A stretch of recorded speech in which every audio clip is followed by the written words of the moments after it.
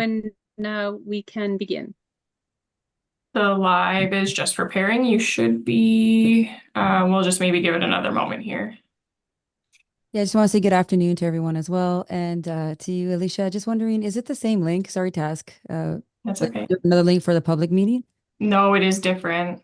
It is different. Okay. Yes. Thank you. The live is just preparing. You should be, okay. Sorry about that. You are good to go ahead, Chair Dobreen. All right. Okay, it doesn't actually say it's recording, Alicia. Normally does. It says We saw that it was live streamed, but it doesn't say that we're recording. Is that a requirement? No, as long as the live stream's working, I'll just double check it here.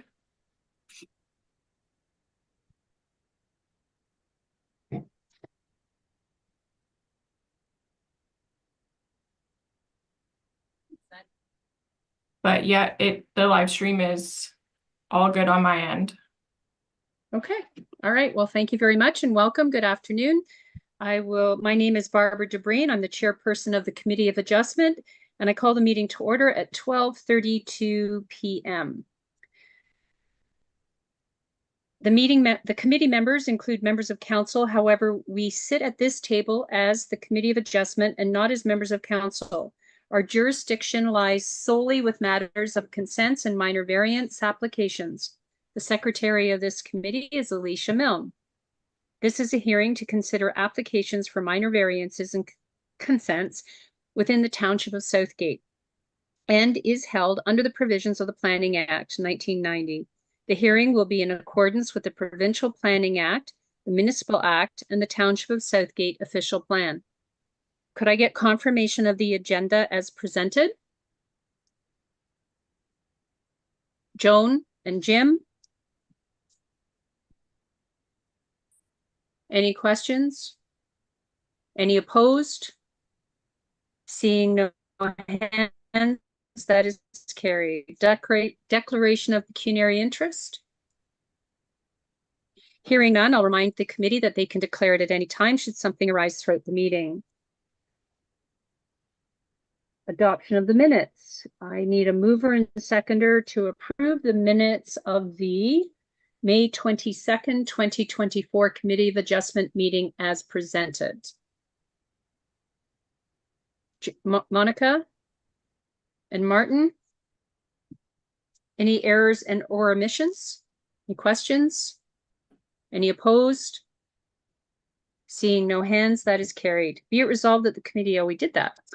Okay, reports of municipal officers. PL 2024-054 cancellation certificate for 2669552 Ontario Inc. Is that too many numbers, Alicia? I'm not sure. I just went off of the request form. Let me just look at the actual agenda. Yeah. Okay, well, I'm sure that it will, because Like the municipal number? address in the staff report is Side Road 71. Oh, yeah, it's a numbered company that owns the Oh, property. it's not the, okay, That's not the sorry, property my address mistake. Yeah, thank you. PL 2024-054 cancellation certificate for 2669552 Ontario Inc. Elias Martin. Be it resolved that we receive the staff report and that the cancellation certificate request be approved by the Committee of Adjustment as presented. I need a mover and seconder to put it on the floor. Martin and Jim. Alicia. I really don't have anything further to add. Just I'm happy to take any questions if there are any. Okay. Any questions from the committee? I don't see any hands. So it's a self-explanatory report. Thank you very much. You're welcome. Thank you. Any opposed? Seeing no hands, that is carried. We'll get on to the hearing portion of the meeting. we have. I will ask that anyone speaking about an application to state their full name and address for the record. Please keep all remarks relevant to the consent or minor variance application before us, as the Committee of Adjustment has no jurisdiction on any other matters.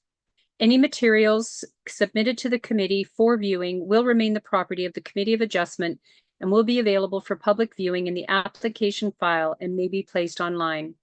Please direct all remarks to the chair of the committee. This will enable the hearing to be conducted in an organized manner.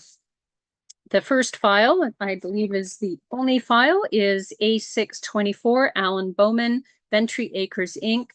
The purpose of the minor variance is to permit construction of a 150 square meter home industry metal working shop and 150 square meter of outdoor storage. A 2-story house, proposed barn, and accessory building would also be constructed on the vacant property. The definition of home industry in Section 3 of the zoning bylaw permits certain occupations accessory to a permitted farm or rural residential use of occupying more than 100 square meters floor area of an accessory building with maximum 200 square meters of outdoor storage. Other home industry rules in the zoning bylaw will be met, including signage restrictions, maximum 1 employee, off-street parking, and maintaining the character of the property to not create a public nuisance. The effect of the minor variance is to permit 150 square meter home industry metal workshop exceeding the maximum floor area allowed by zoning of 100 square meters. And, allowed by zoning of 100 square meters, and to restrict outdoor storage to 150 square meters where the zoning bylaw permits up to 200 square meters. The location of the land is concession 13, part lot 33, RP16, R8317, part 2, geographic township of Proughton, township of Southgate, with no civic address assigned at this time. Alicia, is there a request for deferral or withdrawal of the application? Through the chair, there have been none received. We can proceed. I will now ask the planner, Bill White, or Victoria Nance, who's going to take this file, to review all comments received and present the staff report. Who's taking this one? That'll be me. Thank you, Chair Dobrain. Wonderful, Victoria. Welcome. Yeah, and thank hello. you. Good afternoon to everybody as well. So I'll just get started. So again, this application is for a minor variance on concession 13, part lot 33, which is located north of Gray Road 9, and it fronts onto Southgate Side Road 21. The applicant, again, is looking to increase the floor area permitted for a home industry from 100 square meters to 150 square meters, and then decrease the maximum storage for outdoor storage from 200 square meters to 150 to supplement the indoor home industry. And as well, the applicant's agent provided a report to support the application, which is linked, and it provides an outline of how it meets the 4 tests of a minor variance. The subject property is 7.84 hectares. It was rezoned in 2003 to exception A199 to help mitigate the minimum lot area and lot frontage, and also has quite a small building envelope due to the small lot and the large EP zoned area. Again, home industry is listed as a permitted use within the agricultural 1 zone and is defined as an occupation accessory to a permitted farm use or rural residential use, which may include, amongst others, a carpentry shop, a metalworking shop, and then quite a few others, but relevant for a metalworking shop in this circumstance. The property is also located within an area that is designated agriculture, which a home industry is defined as an accessory use to a residence operated by the occupant on the premises.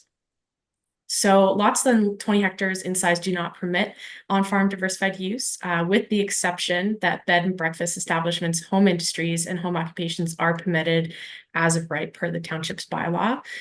So the proposed metalworking shop must remain secondary to the main use of the property and cannot occupy more than 25% of the floor area and not more than 100 square meters of an accessory building, and outdoor storage is limited to 200 square meters. So again, they're looking to reduce the outdoor storage to 150 and then supplement the 50 square meters to the indoor to 150 square meters, which keeps with the general intent of the home industry provisions.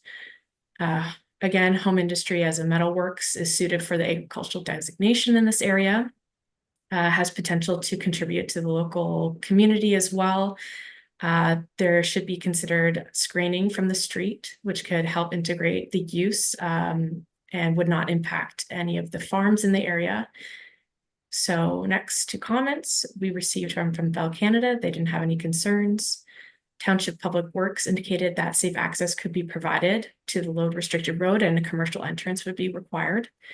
Further comments were received after this report was written. So comments from Saugeen Valley Conservation Authority included that proposed development within the SVCA approximate screening area and permission would be required, including a permit before the applicant proceeds with building.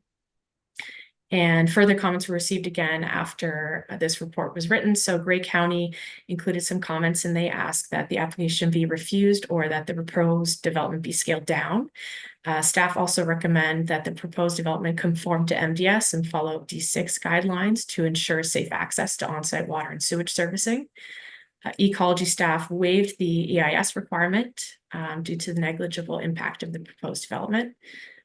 County transportation staff had no concerns, and overall they ask that the application be refused or scaled down to meet township OP and zoning bylaw provisions, follow D6 guidelines, and conform to MDS.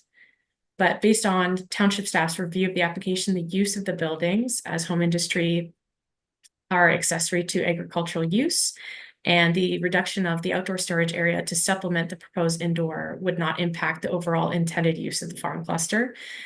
Staff believe that it is minor in nature and meets the 4 tests of a minor variance and is appropriate to the development of the lands and maintains the intent of the official plan and zoning bylaw. We included 3 conditions to be approved for the minor variance, which include that the metalworking shop on the subject lands be restricted to a maximum of 150 square meters, and the outdoor storage be limited to 150 square meters as well. And the shop building be screened from trees, screened with trees from the street and the property to the north, and that the proposed single detached dwelling be subject to and meet MDS. So again, staff are interpreting this not as an on-farm diversified use, but home industry, which is permitted within the A1 zoning. As well, home industry on this lot of record, the single detached dwelling is permitted in the zoning and the official plan. And we also have within our township OP, lots less than 20 hectares shall not permit on-farm diversified use, with the exception of bed and breakfast establishments and home industry and home occupation. So we feel that this fits well within the development. And staff can answer any questions or concerns. And I believe as well that the applicant's agent is here as well for any further discussion. Okay, thank you very much. Was there any correspondence from any members of the public that came in after the agenda was released? Not that I'm aware of, no. Okay, thank you. If the applicant is present and in attendance here online, would they care to come forward to present their case? Please state your name if you do. Can you hear me? We can. How are you, Mr. Martin? I'm fine. How are you? All right. Did you want to make any comments with regard to your application? I can state my name, Solomon Martin. I don't really have any. I think Victoria covered it very well, and I'm happy with that. I can answer questions if you have any. Okay, thank you very much. Do any members of the committee have any questions? Joan? Sorry, good afternoon. Through the chair. Victoria, you said it's classified as home industry. The minor variance is for home industry. Yes, yeah, So that's right. Could Home you, industry. could you explain a little bit more what is a home industry as opposed to a home dwelling in the rural occupation? Sure. So I can share, we have a definition within our official plan of what home industry is. Pull that up. So within our official plan, it states it as referring to those uses located within an accessory building to a residence, operated by the resident or residents, and is secondary to the principal permitted use of the property. And then it includes a more detailed description of a home industry is provided in the township zoning bylaw as well. It's quite similar in our zoning bylaw. So Which is it something, includes- from what I gather, is it something like a bed and breakfast or? Yeah, so it's it just includes the uses of what a home industry could be. So some of it, yeah, accessory to a permitted farm use or rural residential use, and can include, amongst others, a carpentry shop, a metalworking shop, a plumbing shop, an electrical shop, welding shop, farm equipment and machinery repair, storage building for boats, automobiles, or similar use. And then it gives some provisions as well, like not more than one employee employed in the home industry other than the owner of the family members. And then Chair Dubreen kind of outlined it at the beginning a bit, like relating to signage, and has to be secondary to the main use on the lot as well. Okay, thank you. Martin? Again, I think we're getting into a bunch of semantic words here, you know, what's the difference between rural and agricultural? Go by case. This is still going to be a factory farm. It is going to be an on-farm diversified use under 20 acres, and that's not allowed. I tend to agree with the county planning staff that it be refused or become smaller to fit the thing because there is so much EP. All this home rural occupation, small carpentry shop, small metal shop. They're small shops. They're, you know, the way the province has opened up rural Ontario for these industries. I don't think they foresaw it going this way. And the bed and breakfast and all those little shops, they're like having a little shop in your garage or a separate building, not these factories. So I would tend to agree with the county planning that it should be looked at and made smaller because it is only 19.2 acres with lots of VP. That's just my comments, and I thought I'd say that. Thank you. Thank you, Martin. Any other committee members wish to speak at this time?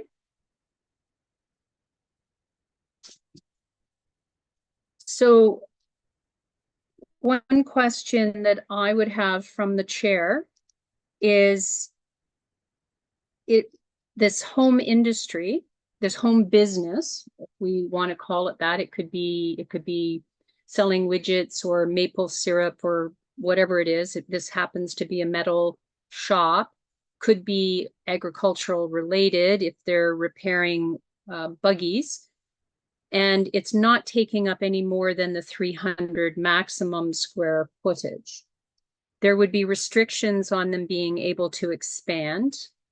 But my question is, because it requires to be secondary to the main purpose of the property, which is residential, does the house have to be built before the accessory dwelling so that it prevents someone from building the business first and not getting around to building the house? And I know that that isn't the intent, but I feel compelled to ask the question.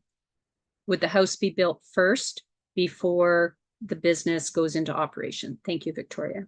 I would, thanks, Chair Dubreen. I would refer to Solomon on that one for building timelines. I'm not sure usually what the requirement is in that circumstance.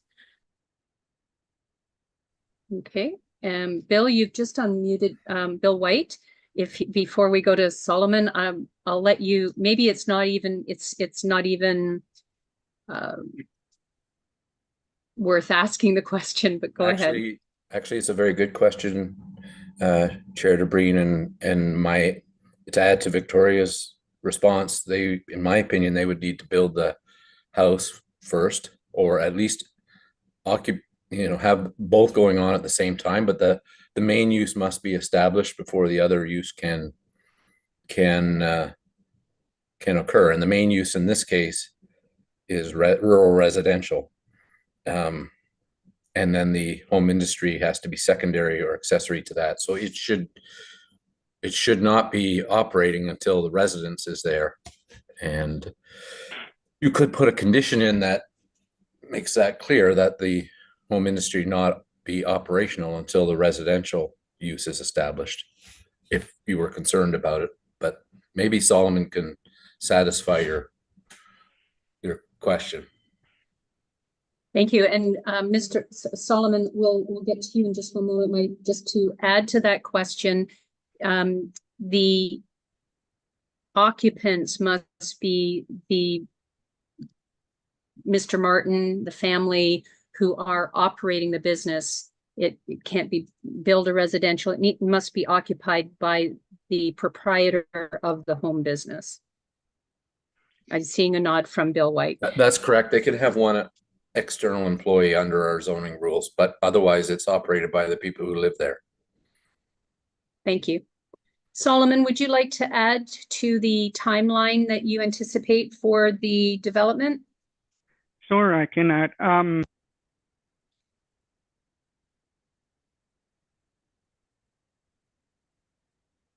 Oh, we might have lost you, Solomon. I don't have audio. Yes, can you hear me now? I can hear you now. Terrific. As for timelines, I would guess they would build. No, we lost you again, Solomon.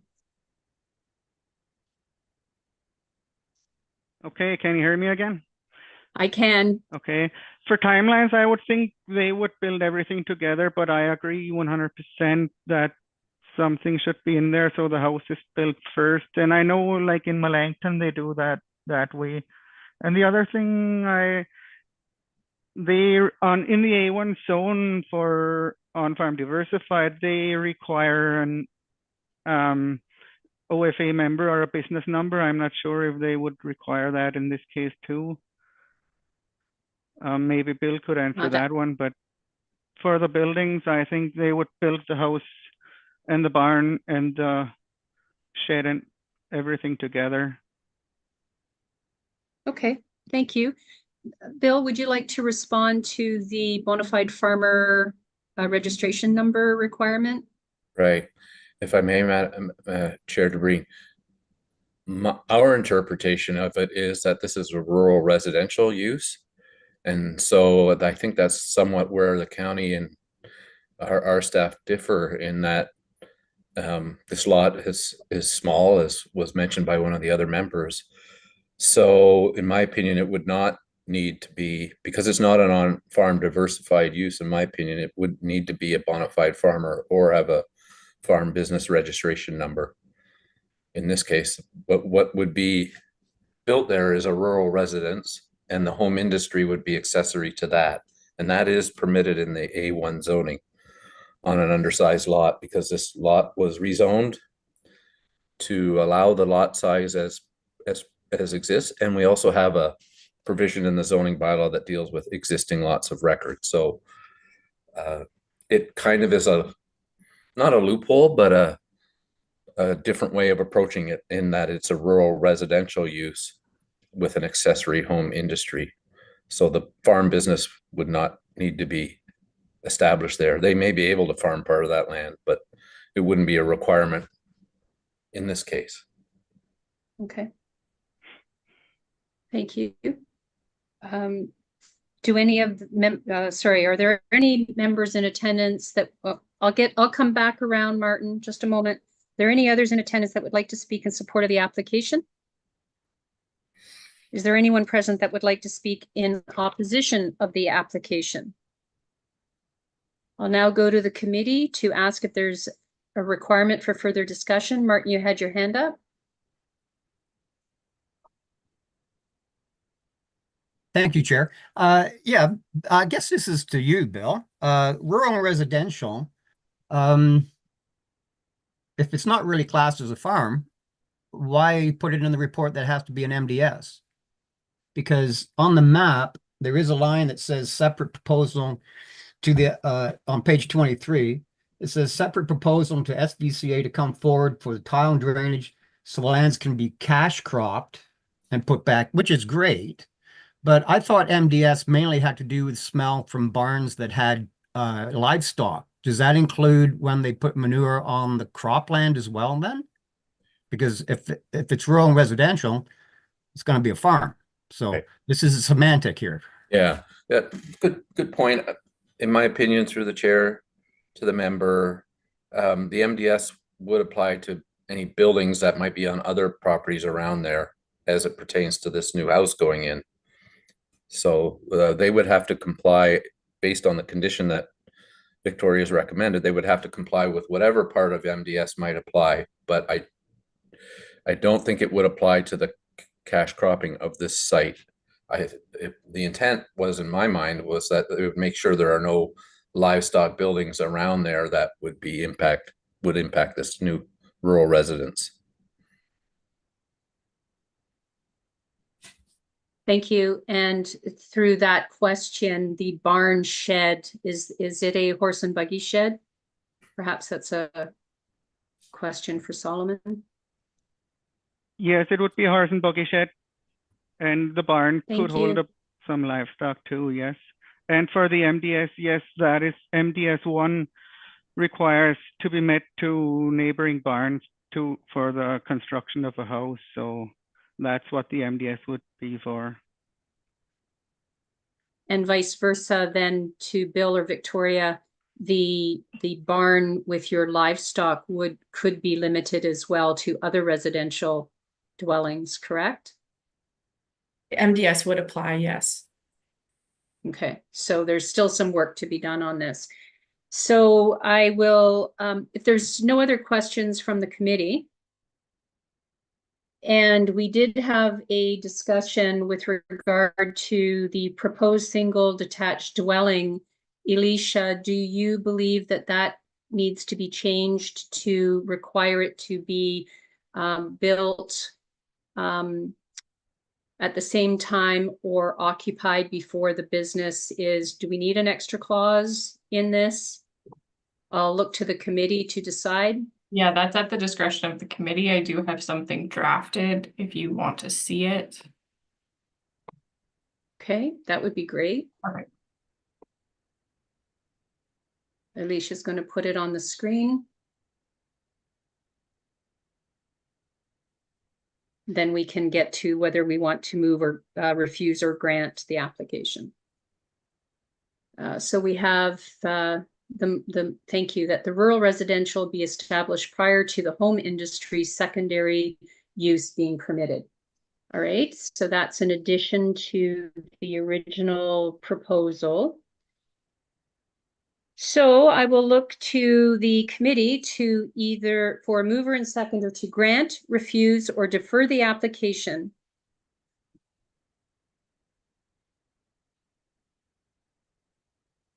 Jim.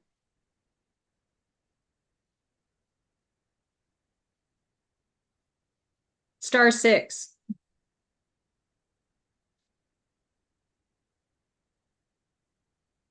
Usually *6.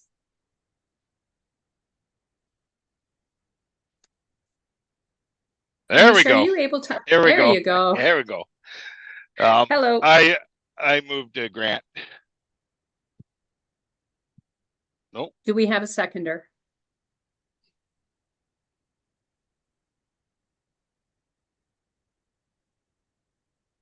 Okay, we don't have a seconder. So I need a mover to, come on, committee, grant, refuse, or defer the application. Martin. I say we defer it till we get on the dots and T's crossed and see the differences. I'll second that. So we're deferring so Martin has moved to defer with Monica as a seconder. Defer to determine what T's crossed and I's dotted really doesn't give staff much Well, direction. I realize that, but as I said, if the county is in a position where they're looking at it and everything is superseded by everybody else on the way to the top. If they think it should be the size of the area Refused. downloaded, then I have to agree with that. So that's the reason for my deferral. Okay, we have a motion on the floor to defer the application pending further input from the county. I just have something Or, here. thank you, that the application for minor variance be deferred until the County of Grey concerns have been addressed. That's excellent. So we have a mover and seconder. Any opposed? Joan, sorry, did you have a question? No. Sorry, I apologize. No, it was addressed. No, I Okay, so I'm going to call a recorded vote since we have one of, it looked like you might be opposed, Joan. And we'll, that way we'll have the all in favor and any opposed documented.